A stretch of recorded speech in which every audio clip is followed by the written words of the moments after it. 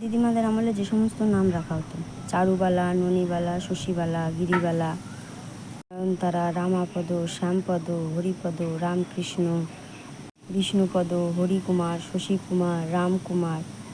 প্রত্যেকটা নামের শেষে একটা করে পদ, নালে একটা করে কুমার, নালে একটা করে বালা, নালে একটা করে দাসী, রানী ইত্যাদি ইত্যাদি আর কি অ্যাড হতো।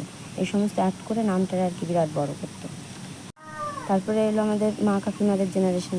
তখন ওই পদ, বালা ওইগুলোকে ছোট করে মোটামুটি যে নামটা রাখা হতো সেটা হচ্ছে বীণা, মীনা, গিরি, শশী, চারু, কালী, শিব, বিষ্ণু, বিশাখা, অপরাজিতা, নিশা, ছায়া, নমিতা, প্রদীপ, অমল, অমর ইত্যাদি ইত্যাদি। এরপরে এলো আমাদের জেনারেশন।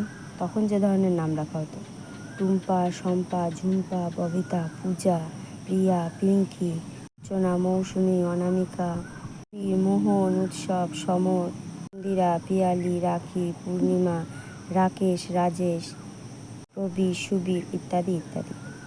এরপরে 2024-এর জেনারেশন। এখনকার ছেলেমেয়েদের কেমন নাম রাখা হয় আর কি, অলিভিয়া, অরিত্রিকা, দীক্ষা, দিভিয়া, আরিয়মা, আরাত্রিকা, আরুষ, আরাধ্যা, আয়ুষ, আয়ুষ্মান।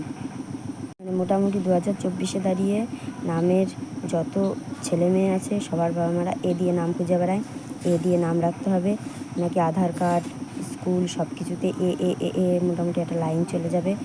আর স্কুলে নাকি নাকি নামের প্রথম অক্ষর এ দিয়ে রাখলে সে নাকি ফার্স্ট হয়, ইত্যাদি ইত্যাদি ব্যাপার থাকে আর কি। যাই হোক, নাম যা মোটামুটি মানে উচ্চারণ করতে গেলে দাঁত ভেঙে যায়। এখন 2024-এ দ্বারা এই সমস্ত নামই দেখছি বা দেওয়া হয়।